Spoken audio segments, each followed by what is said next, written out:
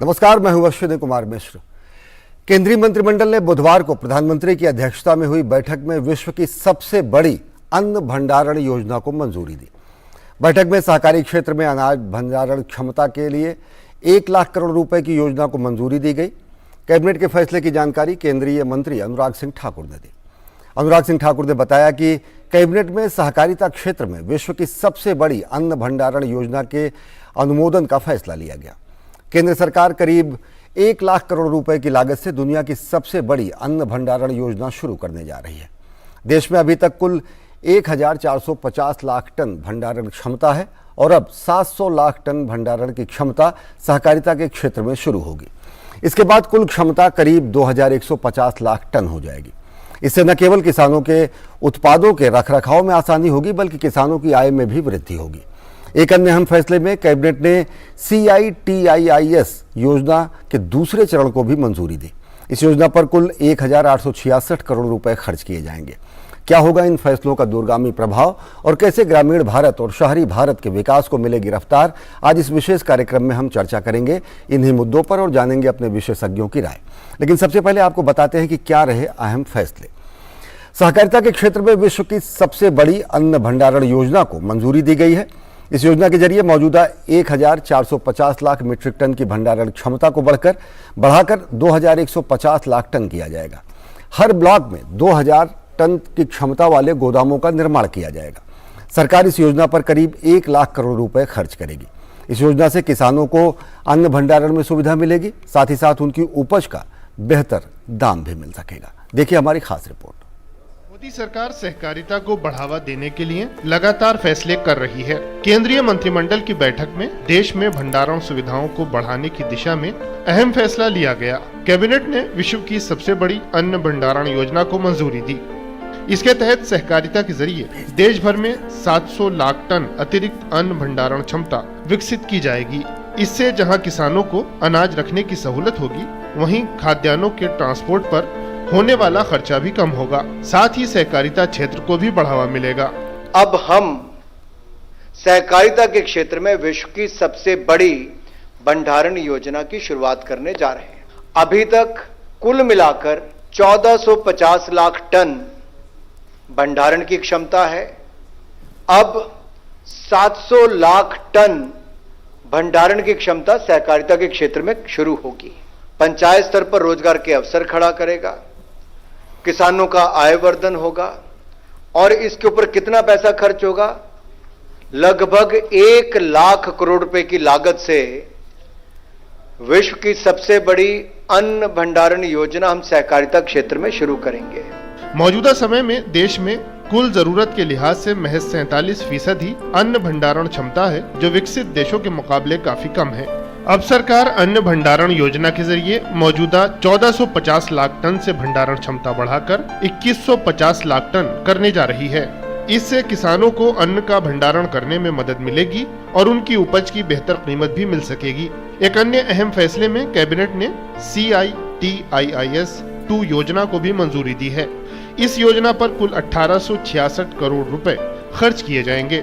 Smart cities के अंतर्गत सन 2018 में city investments to innovate, integrate and sustain CITIIS 1.0 कार्यक्रम प्रारंभ किया गया था, जिसके अंतर्गत उस समय 12 चयनित शहरों में smart schools, green mobility corridor, biodiversity park आदि जैसे इनोवेटिव इंफ्रास्ट्रक्चर प्रोजेक्ट्स क्रियान्वित किए जा रहे हैं। इसके जो कार्यक्रम चल रहा है, अब इसके चलते आज city investments to innovate, integrate and sustain CITIIS 2.0 शुरू करने की घोषणा की गई है, निर्णय किया गया है। इसके कंपोनेंट्स CITIIS 1.0 की तरह 3 कंपोनेंट ही रहेंगे, लेकिन इसके ऊपर खर्चा जो है वो 1866 करोड़ रुपए इसके ऊपर खर्चा आएगा। कैबिनेट की बैठक में केंद्र सरकार के 9 साल पूरे होने पर देश की जनता का आभार जताया गया। केंद्रीय मंत्रियों ने पीएम मोदी को बधाई दी। सूचना एवं प्रसारण मंत्री अनुराग ठाकुर ने बताया कि बीते 9 वर्षों में सभी अहम मोर्चों पर देश की तस्वीर बदली है। मोदी सरकार की जन कल्याणकारी योजनाओं से आम लोगों का जीवन स्तर सुधरा है। आज भारत दुनिया की सबसे तेजी से आगे बढ़ रही अर्थव्यवस्थाओं में शामिल है, जबकि 9 साल पहले हालात ऐसे नहीं थे। देश ने बीते 9 वर्षों में उल्लेखनीय उपलब्धियां हासिल की हैं। शैलेंद्र मिश्र की रिपोर्ट, डीडी न्यूज, दिल्ली। और क्या असर पड़ेगा इन दोनों दूरगामी फैसलों का हमारे ग्रामीण क्षेत्र में और साथ ही साथ शहरी क्षेत्र में? हमारे साथ 2 खास मेहमान जुड़ रहे हैं। हमारे साथ जुड़ रहे हैं दिलीप संघानी, जो कि अध्यक्ष हैं राष्ट्रीय सहकारिता संघ, देश के सहकारिता संघ में के अध्यक्ष हैं राष्ट्रीय सहकारिता संघ के, और इफ्को के चेयरमैन भी हैं। आपका स्वागत है दिलीप संघानी जी। और हमारे साथ जुड़ चुके हैं प्रफुल्ल केतकर जी, जो कि संपादक हैं, ऑर्गेनाइजर के और वरिष्ठ पत्रकार हैं। दिलीप संघानी जी, सबसे पहले आपसे जानना चाहेंगे, केंद्र सरकार का लक्ष्य है सहकारिता से समृद्धि। पूरे देश में, चाहे वो सहकारिता का मॉडल गुजरात का हो या फिर महाराष्ट्र का हो या फिर पिछले 70 वर्षों में जो सहकारिता के क्षेत्र में काम करने वाले अच्छे राज्य हैं, खासकर गुजरात की अगर बात करें, वहाँ के अनुभवों को देशव्यापी बनाते हुए पैक्स के जरिए अब देश भर में भंडारण क्षमता का विकास किस रूप में देखते हैं? किसानों के मौजूदा स्थिति, चाहे वो खाद्यान्न के उत्पाद या खाद्यान्नों की आय या फिर उनके बिक्री, इनके लिहाज से ये कितना दूरगामी होगा? सबसे पहले मैं प्रधानमंत्री मोदी जी को धन्यवाद दूंगा। सहकारिता के माध्यम से किसानों की आय बढ़ाने के लिए जिस तरह से आज केंद्रीय मंत्रिमंडल द्वारा सहकारिता क्षेत्र में विश्व से सबसे बड़ी अन्न भंडारण योजना को जो मंजूरी दी है, इनसे ब्लॉक लेवल तक जो किसान हैं उनको जो उत्पादकता और उत्पादन बढ़ाने के लिए सरकार ने काफ़ी योजना और मदद की है। लेकिन इस योजना के माध्यम से पूरे देश में किसानों को जो लागत आ रही थी भंडारण के लिए, इनमें काफ़ी फायदा होगा। और सिर्फ किसानों को ही नहीं, आज जरूरियातमंद लोगों के लिए जब वो अन्न भंडारण से उनकी पहुंचने तक जो लागत लगती थी गाँव में, तो इस गांव में भी फायदा होगा। इस गांव में और रोजगारी प्राप्त होगी और जो एक क्षेत्र से दूसरे क्षेत्र का जो भंडारण में रखा हुआ कृषि उत्पादन पहुंचाने में, जब बारिश हो और कहीं रास्ता नहीं हो, बिगड़े वो रास्ता हो, इनमें दिक्कतें आती थी। कभी कभी व्हीकल समय से नहीं मिलता था, तो नज़दीक होने के नाते ये सुविधा प्राप्त होगी खाने वाले को, उत्पादकों और सरकार पर। और ज़्यादा लागत जो आ रही थी, इनमें काफ़ी फायदा होगा। मैं पुनः इस योजना का स्वागत करता हूं जी। तो प्रधानमंत्री और कैबिनेट को धन्यवाद देता हूं जी। प्रफुल्ल केतकर जी, आपसे जानना चाहेंगे, तकरीबन 1 लाख से ज्यादा पैक्स प्राथमिक कृषि क्रेडिट सोसाइटीज हैं। 13 करोड़ से ज्यादा किसान सीधे तौर से इससे कहीं ना कहीं जुड़े हैं। लगभग 1 लाख के आसपास बेहद अच्छे फंक्शनल कंडीशन में 63,000 से ज्यादा पैक्स हैं। किस रूप में देखते हैं? किसान कहीं ना कहीं बिचौलियों को या फिर अपने उपज का सही दाम नहीं पाते थे। जब हर ब्लॉक में 2000 टन क्षमता का भंडारण गृह होगा, किस तरीके से आधारभूत संरचना का विकास होगा कृषि संबंधी और खासकर किसानों की आय संबंधी? देखिए अश्विनी जी, हमको ये ठीक से परिप्रेक्ष्य में समझना पड़ेगा। जब हम देश हमारा स्वाधीन हुआ था जी, तो हमारा जो, जैसे हम व्हीट का ही लेते हैं तो प्रोडक्शन लगभग 7 मिलियन टन के आसपास था और पॉपुलेशन उस समय 340 मिलियन थी। आज 2020-21 के भी आंकड़े लेते हैं तो 109 मिलियन टन का हमारा प्रोडक्शन है। लगभग 15.5% उत्पादन बढ़ा। जनसंख्या भी लगभग 4 टाइम्स बढ़ी है, 4 गुना ज्यादा हुई है। लेकिन इसका सीधा सीधा अर्थ है कि हमारे पास जितनी आवश्यकता है उससे बहुत ज्यादा हम खाद्यान्न का उत्पादन कर रहे हैं। अब जैसे आपने आपकी रिपोर्ट में बताया, इसके प्रमुखतः इस खाद्यान्न के भंडारण के जो प्रमुख स्रोत है वो 3 है। एक है food corporation of India ji, एक है central warehousing corporation CWC जिसको कहा जाता है, और तीसरा स्टेट कुछ एजेंसीज है जो अपने भी चलाती है, कुछ प्राइवेट भी हायर करके चलाती है। जो कुल मिलाकर सेंट्रल गवर्नमेंट के अंडर, FCI के अंडर जो व्हीट प्राइस और बाकी पल्सेस का जो स्टोरेज होता है उसका भी यूटिलाइजेशन 80 to 85% से ज्यादा नहीं है। इसके कारण होता क्या है, तो विश्व के अन्य देशों के मुकाबले हमारे यहां पे होने वाले उत्पादन ज्यादा होते हुए भी उसका यूटिलाइजेशन कम है, क्योंकि खाद्यान्न का जो भंडारण क्षमता बेहद कम है। एस्टिमेटेड पर कैपिटा पर केजी का जो रेशो है उसका नुकसान होता है जी, क्योंकि हम उसकी स्टोरेज कैपेसिटी नहीं। अब ये क्या होगा, तो हमारे पास लगभग अभी आपने जैसे कहा कि 1 लाख से ऊपर क्रेडिट सोसाइटी कोऑपरेटिव सेक्टर का नया मंत्रालय केंद्र सरकार में बना। वैसे तो कृषि का विषय ये राज्य का भी विषय है, लेकिन क्योंकि अभी कोऑपरेटिव का मंत्रालय केंद्रीय स्तर पर बना है और एक देशव्यापी नीति बनने की संभावना है, तो ऐसे में होगा क्या कि जो आज केवल क्रेडिट सोसाइटी या बीजों के लिए कोऑपरेटिव सेक्टर में या गन्ने जैसे या शुगर कोऑपरेटिव्स के लिए कोऑपरेटिव सेक्टर का ये होता है, अब वो कोऑपरेटिव्स अपने आप को डाइवर्सिफाई करते हुए इस खाद्यान्न भंडारण के लिए भी कोऑपरेटिव की स्पेस यूटिलाइज कर सकती है जी। इससे क्या होगा, तो जो सप्लाई चेन है, मैं मानता हूं एग्रीकल्चर रिफॉर्म्स में एक महत्वपूर्ण कदम यह साबित होगा। हमने 3 बिलों के समय भी देखी एग्रीकल्चर रिफॉर्म्स की चर्चा या किसानों को सीधा, लेकिन दुर्भाग्य से वो उस तरीके से रिफॉर्म्स आगे नहीं बढ़ा पाए। लेकिन ये जो है विषय, इसमें सीधा सीधा किसान को ही अपने सहकारिता के आधार पर अपने धान्य का भंडारण करने का भी सुविधा होगा, अपनी कोऑपरेटिव के हिसाब से उसको किसको बेचना है इसकी भी सुविधा होगी, और उस कारण से देश की जो फूड सिक्योरिटी है और देश के खाद्यान्न की सुरक्षा जो है वो हम लंबे समय के लिए सुनिश्चित कर सकेंगे निश्चित तौर से। दिलीप संघाना जी, आपसे जानना चाहेंगे कि 3 मंत्रालयों की अलग अलग योजनाओं को, चाहे वो किसान कृषि कल्याण मंत्रालय हो, खाद्य प्रसंस्करण उद्योग और उपभोक्ता मामले, सार्वजनिक वितरण, इन सबकी अलग अलग योजनाओं के अलग अलग बिंदुओं को समेकित करते हुए इसे बनाया जा रहा है, और परिव्यय की या फिर बजट का कहीं भी किसी तरीके का कोई एलोकेशन नहीं, क्योंकि मतलब कमी नहीं है, क्योंकि एलोकेशन ऑलरेडी इन सब योजनाओं में पहले से ही बजट में है। किस रूप में देखते हैं कि एक होलिस्टिक रूप में as a whole government initiative कि सभी मंत्रालयों का एक परामर्श समिति बनने के साथ ही साथ जमीनी स्तर पर इसे जब लागू किया जा सकेगा, ग्रामीण स्तर पर, ब्लॉक स्तर पर जब भंडारण क्षमता में विकास होगा, तो किसान जो औने पौने दाम पर अपने उपज बेचने के लिए बाध्य थे वो कितना लाभान्वित होंगे, जो किसानों की आय दोगुनी करने की बात है वो कितनी चरितार्थ होगी?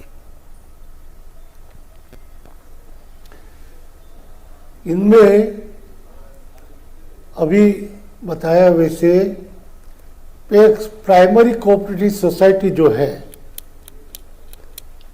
उनको पहले उनके दायरे में एग्रीकल्चर के फर्टिलाइजर और बाकी के चीज़ के काम नहीं कर रहे थे, लेकिन सरकार ने जो नई पॉलिसी बनाई और करीब पूरे देश में हर स्टेट को भेज दी है, और इनमें ये सब सुविधा है कि सरकार की हर योजना का उपयोग प्राइमरी सोसाइटी के माध्यम से होगा। करीब मोटे तौर पे 25 से ज़्यादा जो गवर्नमेंट की स्कीमें हैं, बाकी छोटी मोटी 300 जेटली योजनाओं का उपयोग भी प्राइमरी सोसाइटी से कर पाएंगे। वो बायलॉज में रखा है, और करीब आज तक 18 राज्यों से ज़्यादा स्टेट गवर्नमेंट ने वो स्वीकार कर लिया है, और इस स्टेट में इस योजना का लाभ प्राइमरी सोसाइटी ले पाएंगे। इनसे सोसाइटी मजबूत होगी, सोसाइटी के माध्यम से डिविडेंड मिलेगा, वो किसान मजबूत होंगे और खाद्यान्न चीज एकदम नज़दीक से मिलने की वजह से जो खर्च आता था वो कम होगा। इनसे खाने वाले वर्ग को भी फायदा होगा। आज तक जो चलता था सरकार में जी 2013 के पहले, एक डिपार्टमेंट दूसरे डिपार्टमेंट के साथ संकलन ही नहीं करते थे, लेकिन मोदी जी के नेतृत्व में सहकारिता क्षेत्र अमित भाई शाह जो देख रहे हैं, अभी अभी हमें सूचना मिली है सहकारी डिपार्टमेंट की ओर से 2 लाख नई सोसाइटी हर पंचायत में जहाँ नहीं है वहाँ बनेगी और वो सोसाइटी हर प्रकार का बिजनेस कर पाएगी। इसका मतलब है तीनों डिपार्टमेंट के संकलन के साथ बनी हुई योजना का लाभ देश में पहली दफा देश की जनता और कोऑपरेटिव के माध्यम से ले पाएंगे। जी प्रफुल्ल केतकर जी, अगर देखें तो कटाई के बाद तकरीबन जो आंकड़े हैं 12 से 16 मिलियन टन खाद्यान्न की खराब स्थिति में पहुंच जाते हैं। नुकसान तकरीबन 92,651 करोड़ रुपए का है, जो आंकड़े बताते हैं कटाई के बाद। ये इतना बड़ा आंकड़ा तब आगे जाके जब देख रहे हैं कि अगले वर्षों में ग्रामीण स्तर पर भंडारण क्षमता में वृद्धि होगी, हम 2000 लाख मीट्रिक टन से अधिक भंडारण क्षमता की हासिल कर सकेंगे।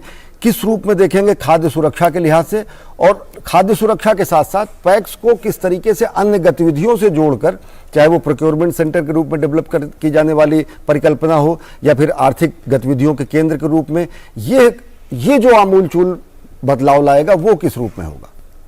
देखिए, हमको अश्विनी जी एक समझना चाहिए कि अंग्रेजी में कहते हैं कि every grain saved is a grain produced. ये क्यों है? क्योंकि जब तक हम अन्न का बचत नहीं करेंगे, इस तरह से हजारों टन अनाज यदि वेस्ट होता है और दूसरी तरफ हम लोगों को पूरी तरह से उसको पहुंचा नहीं पा रहे। हालांकि इतनी बड़ी स्कीम अभी पिछले 3 साल से हम इंप्लीमेंट कर रहे हैं। आप सीधा सा उदाहरण ले लीजिए, मान लीजिए कि फूड ग्रेन का उत्पादन कहीं पे होता है, मान लीजिए पंजाब में, उसका सेंट्रलाइज कहीं पे स्टोरेज सिस्टम है क्योंकि वहां पे पर्याप्त सुविधा नहीं है, इसलिए कहीं पे दिल्ली के आसपास एफसीआई के गोदामों में होगा और फिर से वहां से वो जाएगा, मान ले पंजाब के हरियाणा के राशन दुकानों में जाएगा। तो ये क्या हुआ? तो ट्रांसपोर्टेशन की कॉस्ट बढ़ी। इस ट्रांसपोर्टेशन में जो बीच में जो उसको नुकसान पहुंचता है, कुछ लीकेज होता है, कहीं बारिश हो गई, कहीं कुछ हो गया, तो वो सब होता है। अब क्या होगा कि सीधी सी बात है, लोकल कोऑपरेटिव्स में भंडारण सुविधा रहने के कारण अन्न की वहीं पे भंडारण होगा, वहीं से सप्लाई सुनिश्चित की जाएगी। तो दोहरा लाभ है। एक तरफ हम नुकसान कम कर पाएंगे, दूसरी तरफ हम क्या करेंगे तो कोऑपरेटिव सेक्टर को स्ट्रेंथन करते हुए उसका मुनाफा जो है वो सीधा सीधा किसानों तक पहुंचा पाएंगे। तो नुकसान कम होना, फूड ग्रेन का वेस्टेज कम होना और दूसरी तरफ भारत की सहकारिता क्षेत्र को मजबूत करते हुए उसका फायदा सीधा किसानों तक पहुंचाना, ऐसा दोहरा फायदा हम इससे देख सकते हैं। जी, एक सवाल और आपसे जानना चाहेंगे। अगर देखें तो सहकारिता से समृद्धि की बात कही जाती है। गुजरात का सहकारिता मॉडल पूरे देश के सामने है। अफसोस कि 70 वर्षों में सहकारिता का कोई केंद्रीय मंत्रालय नहीं रहा। अब जो नीतिगत निर्णय लिए जा रहे हैं, चाहे ये निर्णय हो, इससे पहले के निर्णय रहे हो, चाहे फिर प्राथमिक इकाइयों को सशक्तिकरण और आर्थिक रूप से समुन्नत किए जाने के निर्णय रहे हो, किस रूप में देखते हैं एक नए सहकारिता आंदोलन का जन्म होता दिख रहा? बिल्कुल, देखिए आने वाले समय में मैं देख पा रहा हूं कि अभी मैंने 2 दिन पहले कहीं पे पढ़ा कि शायद आईटी और डिजिटल सेक्टर में भी सर्विसेज देने वाले कंपनियों का कोऑपरेटिव के रूप में पंजीकरण की सुविधा अब उपलब्ध होगी जी। तो क्या है कि भारत का मूल स्वभाव, आप बिजनेस मॉडल जहां पे भी सक्सेसफुल है, जैसे गुजरात का मोरबी का मॉडल माना जाता है या कहीं पे मुरादाबाद का मॉडल माना जाता है, तो वो बेसिकली क्या है, कम्युनिटी कोऑपरेटिव्स है।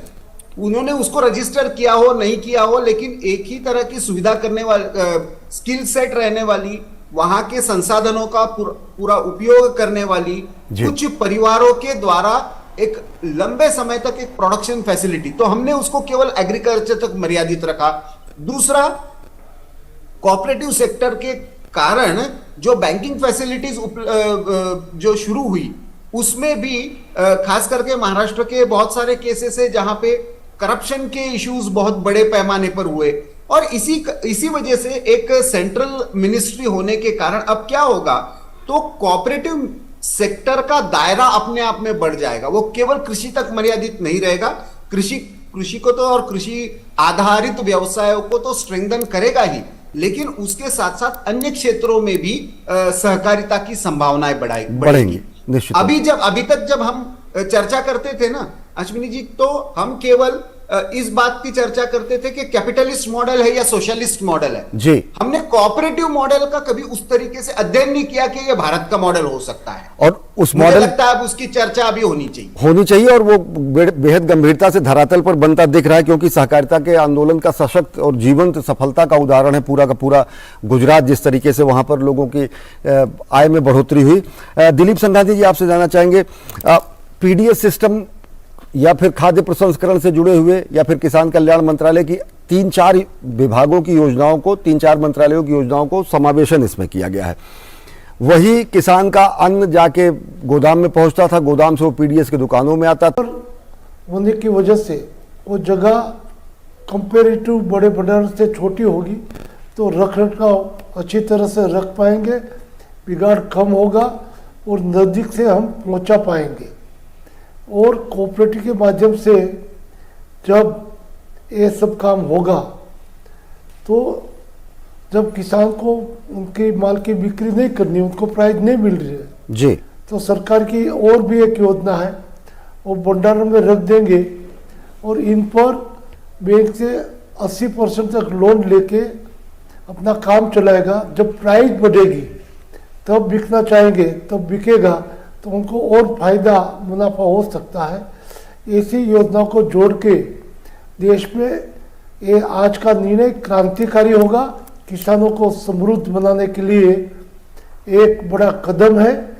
कई और कदम भी लिए गए हैं, लेकिन आज का कदम इनमें बढ़ोतरी देगा जी। इसी तरह पूरे देश में नजदीक से पीडीएस के खाद्य भंडारण से माल पहुंचाने में भी बहुत सुविधा रहेगी। और ये खाद्य सुरक्षा सुनिश्चित तो हो ही चुकी है, लेकिन खाद्यान्न की बर्बादी जो है उसको रोकेगा। कृषि के जो इंफ्रास्ट्रक्चर है उसमें कहीं ना कहीं बढ़ोतरी होगी, किसानों की आय बढ़ाने में बेहद कारगर होगा। बहुत बहुत धन्यवाद प्रफुल्ल केतकर जी, बहुत बहुत शुक्रिया दिलीप संघानी जी हमसे जुड़ने के लिए और विस्तार से अपनी राय देने के लिए।